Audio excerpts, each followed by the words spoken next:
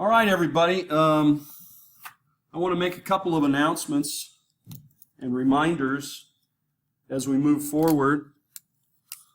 We are quickly approaching the end of the semester. Remember, this Friday, Good Friday, so no classes. We meet again next week.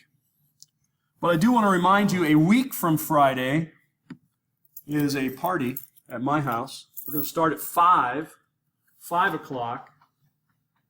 Because I know some of you are, you're going to be multi-award winners. You're going to get like SEU student, best student of the universe, of the year, of the decade, or whatever. And you're going to get like most improved, or I think there's fewest felonies of the year. Is that one? I don't know. I don't know what all the awards are. I have no idea. I'm just guessing now. I know a lot of them are like for people who live on campus, so like best decorated dorm, best decorated dorm door.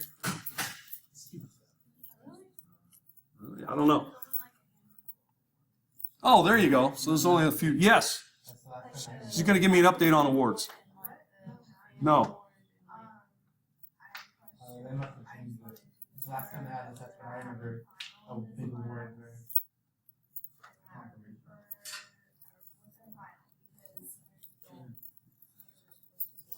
Yeah. Well, what? Okay, so we've moved to a whole nother set of announcements. That's fine.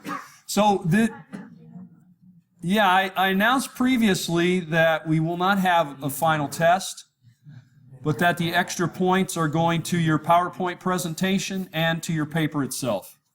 So if you look at the point totals, the PowerPoint presentation is now 100 points instead of 50, and your paper is now 250 instead of 200. Okay? And then seniors, you have to make sure you turn your paper in to me early enough. I believe we said the Wednesday. Next week. Yeah, so that I can get it graded. So you need to get me your paper by Wednesday instead of waiting until the Sunday night. Okay?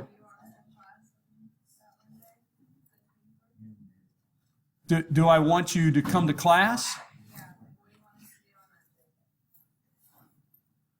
Well, yeah. Aren't you coming to class? Or you're not supposed to come to class?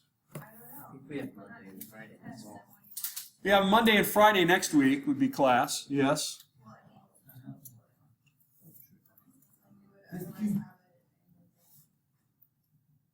The exam day, no. You don't need to come here. Everything should be turned in. Yeah. The exam day, we're not going to use it because we're not having an exam, and we're using our final paper as our final evaluation. How's that? All right, so let me just say you are invited to this party. It starts at 5. I know the other thing, of which it's called something like big day, big event, big award. What's it called? One big night. Starts at 7:30, I've been told. So you could get to my house, eat, hang around for a while, and then go to that if that's what you want to do. Or potentially, I don't know how long the biggest night, the biggest night of the world lasts. What's it called? One big night. But if it only has a few awards, then how long does it last? Maybe they stretch it out for 3-4 hours like they do the Academy Awards. Oh! An hour. It's like the Grammys. You have Stevie Wonder. Well, anyway, what I'm saying is you could potentially come after it, if you don't want to come earlier. What's that? You could come after the one big night, you could come after it or before it. So because we'll be running things from 5 till everybody leaves. So that's usually around midnight, 11 to midnight. Now, I don't know if I'm going to have pizzas at 11 o'clock at night, but we will have some food. Okay, so anyway, you could come and eat pizza, go to the thing, come back and have something else, or you could just come late, or you could come early. And what I'm saying is, it's very flexible, and do whatever it is that you need to do or want to do, because It's not a requirement. It's just supposed to be fun. Okay? But we will I've decided I'm going to make some homemade guacamole. I have to gauge the guacamole desire to gauge how much I make. But I will make some guacamole, and we'll have homemade pizzas. And I'm going to make some brownies. Those are usually winners. So there'll be different kinds of brownies. And then who knows what else, other chips and stuff like that, okay? The other thing I wanted to remind you of is my classes for next fall. I know this is the time when you sign up, right? Or at least you're thinking about it. So I just wanted to mention the 2 upper level that I'm doing. One is kind of related to this course in that it's in the ancient realm, the realm of ancientness. It's called History and Archaeology of the Ancient Near East. So we will look at Egypt, Mesopotamia, Israel, ancient Turkey, Hittites, things like that. And we will relate it, especially what this class will do is relate it to the Old Testament. So the Old Testament will be our literary guide, if you want to call it that. And then we will look at how archaeology has informed the Old Testament, and we'll try to understand these ancient societies and their archaeology and how the inscriptions and other things relate to the Old Testament. Okay? So that's one class, and the other class is one that is very different, class. This is called History Through Popular Culture, Film and Novel. And so we will take a look at history through popular culture. Most students, and I don't want to cast aspersions or dispersions or any other kind of aspersions, but most students I've found over the last several years don't ask me too much about recently published books. And say, well, have you read this book, Dr. Wine? What do you think of the author's perspective here on, the Hittites or something? They don't ask me that kind of stuff.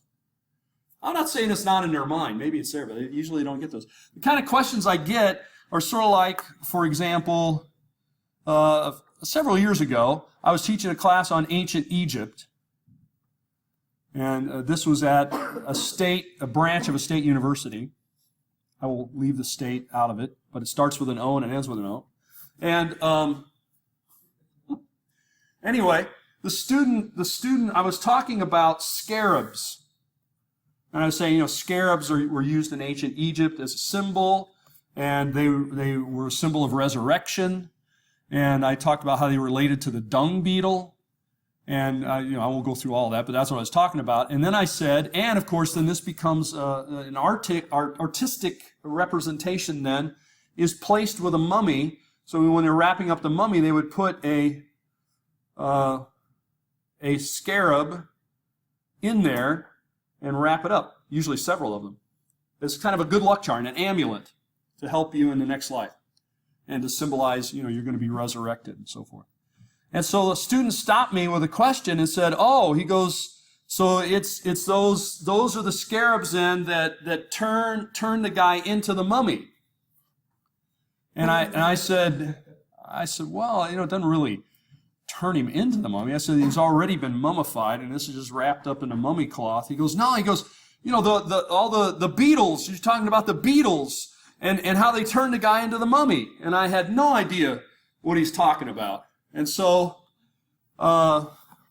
later, he never was clear what this guy meant.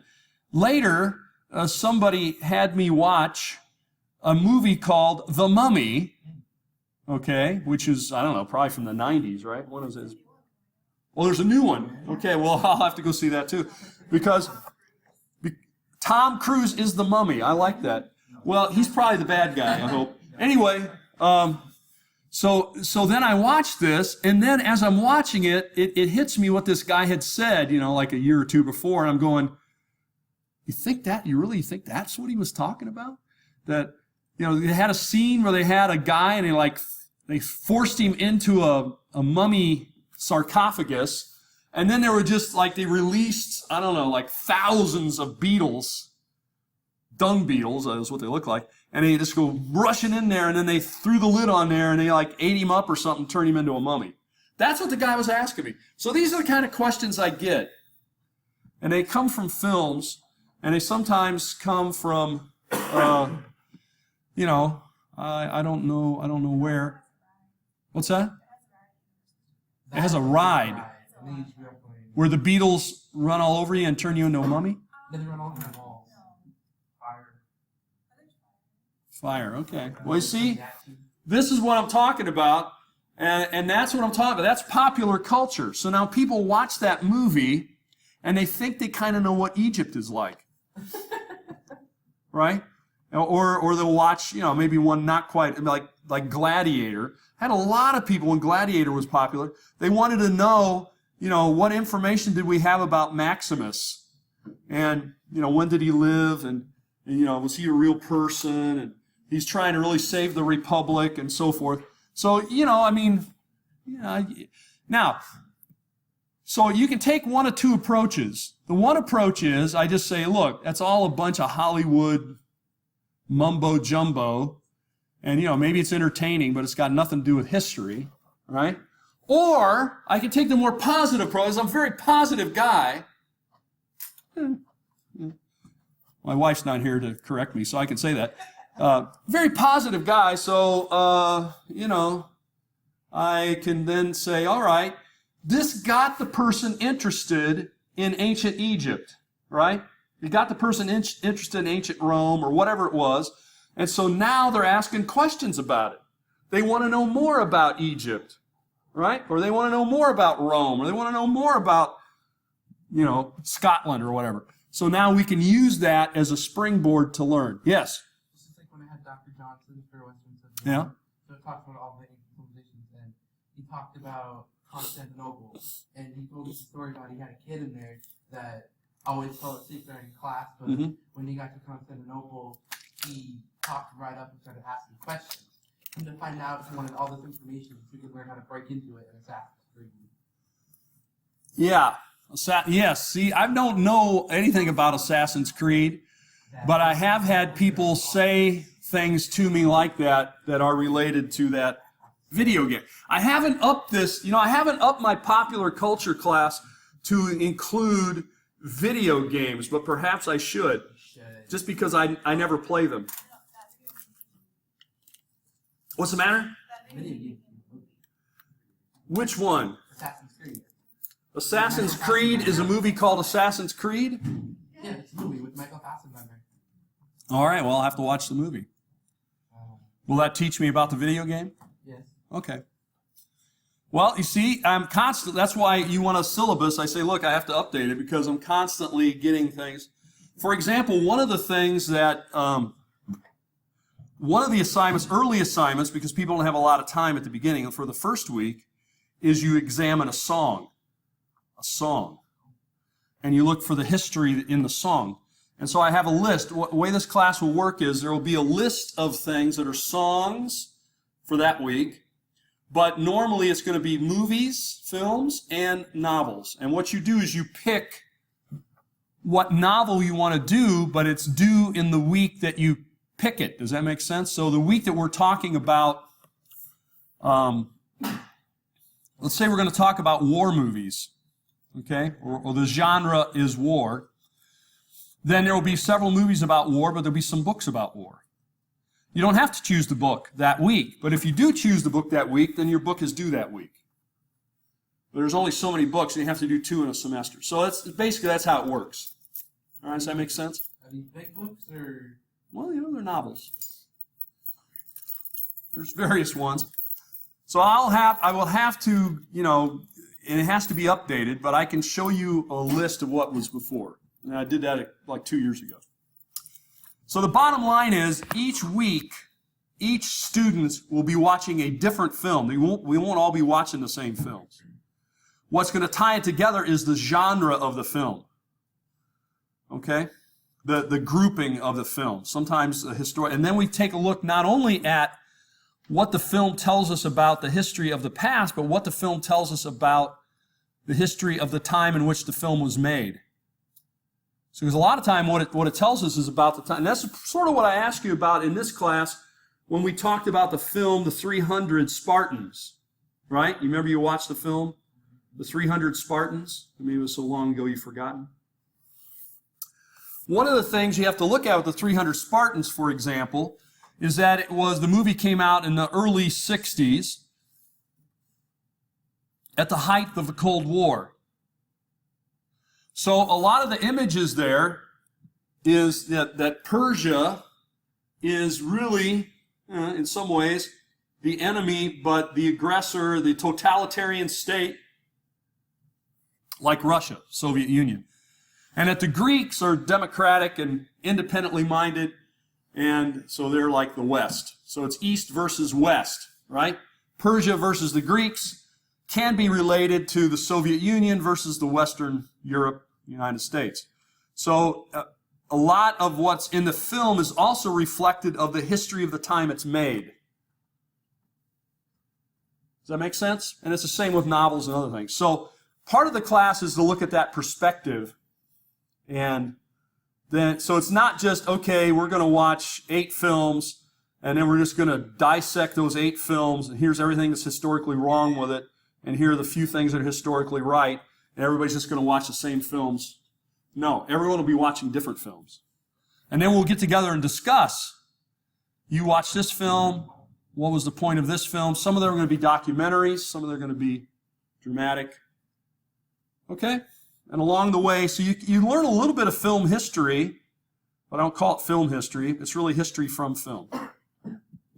Any questions about that? Okay. Well, let's get started then.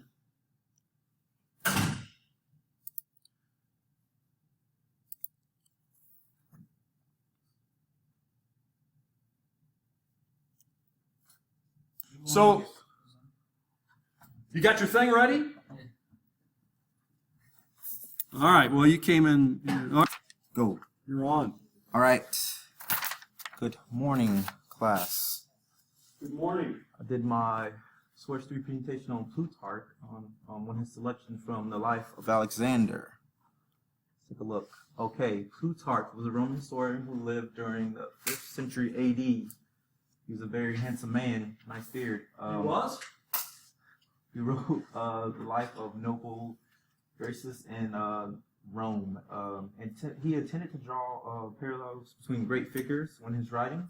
So, yeah, he was a Roman man. And he compared Alexander the Great to the late great Julius Caesar. And he asked the question, was Alexander really that great in his narrative? Let's go on. Okay, and I got Alexander. He wrote like a story about Alexander and his taming of his horse, Bucephalus, and I'll have a video. Really? Yeah. Is the sound gonna work? I don't know. Yeah. Is it volume right here? Crank it up. Is it coming up? We're not seeing it. Oh, it's not coming up? Hold on. Dykes out though. That's all right. That's all right. Well, let me see. I'm gonna work this. We're still not seeing it. Let me do this. Where are you at? You're here, right? So I don't know. Hold on. Yeah, this is something.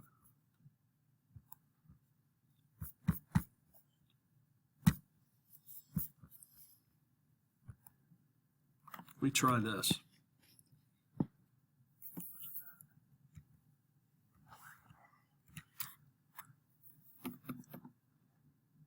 Oh, I saw it. Somebody else. Yeah. Then X out of this, and then. Where'd it go? Right there. There it is. YouTube. Now you can see it up there? Okay. Yeah. Good. And this is an excerpt from the text. Alexander sent Aristotle, the most celebrated and learned of all philosophers, and the reward he gave to him for forming his son Alexander was the honor, but remarkable for it its property. Aristotle was the man Alexander admired in his young years, and as he said himself, he was no less affection for him than his own father. I think he might have, loved him more than his father because his father was pretty cruel, and Aristotle taught him a lot. Yeah, he only had one eye. I guess you make anyone mad. So hard to look at him. When Alexander was 20 years old, he gained control of the crown after his father died, and he wanted to cement his reign as ruler of Greece. So there was like barbarian uprisings and all around Greece, and they're like, "Oh, Philip's dead, so we can take back our own land." But Alexander was not wanting that to happen, so he tried to flex his muscle, to show that he was rightfully king. So he went against 200,000 foot soldiers of the barbarians, and 25 barbarians died, and only 34 of Alexander's men died. I don't know if that's accurate, but that's what it said in the text. So, and his men really respected him because, that was the kind of guy he was. He was always there on the front lines, out there with his men in the fray. And he placed statues for each of them, and then he sent back presents to their family in Greece. So that's why, Plutarch talked about how he was always, respectful and courageous to his men. And I think that was really good. These are my sources. And any questions? Questions? All right, so Plutarch is definitely a Roman source, but he does collect all these great lives in comparison. This is the idea that we see sort of Greco-Roman. We see the idea of sort of the myth almost of Alexander growing at this time. Stand over here. We can hear you better. Everybody get one of these? All right, I looked at one of Alexander the Great's speeches. There's a couple. This one's probably the most well-known. To his soldiers, trying to get them motivated to continue to fight. So I looked at a couple different elements of the speech to see kind of what was his rhetoric and see what it tells us. So Alexander said, "I observe, gentlemen, that when I would lead you on a new venture, you no longer follow me with your old spirit. I have asked you to meet me that we may come to a decision together. We are upon my advice to go forward, or upon yours to turn back." So Alexander is a good speaker, and he knows that he can't just command his men, but he tries to show a little bit of, I guess it'd be pathos. Pathos, sure. To show that they have a decision and what's going to happen too. So it helps them to listen a little bit better. It says his use of pathos created a self-doubt throughout his men. They were no longer sure if retreat was the wisest course of action. And so he probably learned this from his teacher Aristotle. As you say, torn from the pages of National Geographic. Yes. This is an actual photo of, no, it's not, the artist rendition Very of early photography. Aristotle teaching Alexander. So I'm not going to read all of this, but I'll read some of it. He used repetition to kind of wear down his soldiers to show evidence. This is probably the strongest logical section to his speech, where he names all the victories that they had.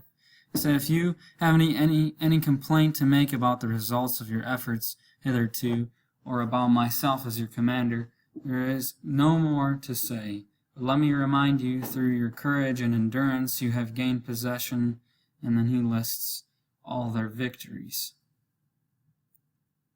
showing them that he's worthy to command them based on his past. I thought that was pretty cool. I put this in there too. This is the battle. Well, I don't know if this is the battle of the speech. I think it is. It's hard to figure out what battle the speech went to because it didn't say. But this is just kind of shows you like his standard battle plan. You see the phalanx right here. That would just smash into the Persians, and then he kind of did like a flanking maneuver with his companions. It's pretty interesting. It's good. Alexander continued, "For a man who is a man, work in my belief, if it is directed to noble ends, has no objective beyond itself. Nonetheless, if any of you wish to know what limit may be set to this particular campaign, let me tell you that the area of country still ahead of us, from here to the Ganges and the Eastern Ocean, is comparatively small. You will undoubtedly find that this ocean is connected with the Haitian Sea, for the great stream of ocean encircles the earth. Moreover, I shall prove to you, my friends, that the Indian and Persian Gulfs and the Hyrcaean Sea are all three connected and continuous." So he shows here that his desire for expansion and exploration has been motivating them, and he wants to prove to them the geography of the area. And I threw this in here too. This is kind of stretched it out. Anyway, this is kind of shows you the expanse of his travels and his battles. They went a long, long ways. So you can see why the soldiers began to get tired, because they went all over the place. Oh, I kind of skipped through it a little bit. What time is it? Yeah. Well, keep going. So here's a little more. This is India. This is kind of towards the end of his travels. I'll read this one too.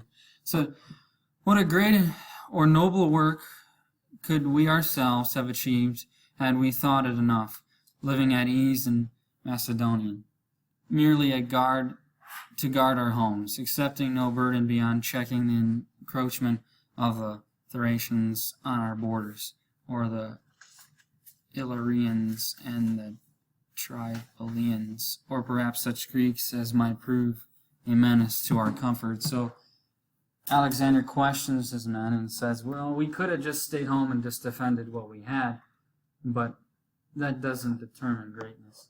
So he wanted him to question and to remember why they started expanding in the first place. So I'm not going to read all this, but just encourage you to take a look at it yourself. It's a pretty compelling speech. Who wrote this? What source is it from? This is Alexander. But Who write it? Or like, where does the source come from? I had it at the beginning. Here it Let me is. go back. Keep going back. Keep going. It's I had it right at the beginning. There. Here it is. Oh, right there. Yeah, this is one of the sources that we have, although it's not contemporaneous, as you can see. And it was translated too, so it's Yeah. probably modernized a So little there are lots of different sources on Alexander, and of course, the further you get away from him, like this is over 300 years. You know, a lot of the stories have been connected, Like, and is that 85 AD? 85 AD? yes. So this is a Roman period source, just like Plutarch was. So a lot of their sources about Alexander come from later sources. And there is a lot, like I told you before, of sort of myth with him. You know, a lot of the things. Certainly there's probably a kernel of truth to this, and maybe he had made a speech like this. Do we know if if this is exactly what he said, well, that's, you may or may not know. That would be a thing. If you're going to study Alexander, you would have to really examine your sources well. Okay, what else you got? You got some more? That's pretty much Is that it. I think that it's probably from Alexander based on the rhetoric that he uses, how he uses Aristotle's form of rhetoric, ethos, pathos, and logos throughout the speech. He has a call to action, he shows humility, and he ends with a challenge. So the structure of the speech matches along with what Aristotle would teach. Yeah. So in my opinion, I think that it's probably actually said by so him. you know, well, you know, we get sources, and you know, there's a real speech, and then the speech is recorded. So certainly Alexander was well educated, so he could produce a writing like this. And so you could study this to learn about Alexander. You could study this to learn about how they did oration, or, you know, gave speeches, and the construction of it. You could look at this to see sort of the example of a Aristotelian approach of giving a speech or persuasion. There's a lot of different ways you might look at this speech. But for us, you know, we're looking primarily at Alexander. And one of the things we have to remember when we study somebody like Alexander is we have to study him for, you know, with an eye to the fact that he became larger than life. He was a hero, and sometimes the stories are exaggerated. Any questions there? All right, well, I hope you have a good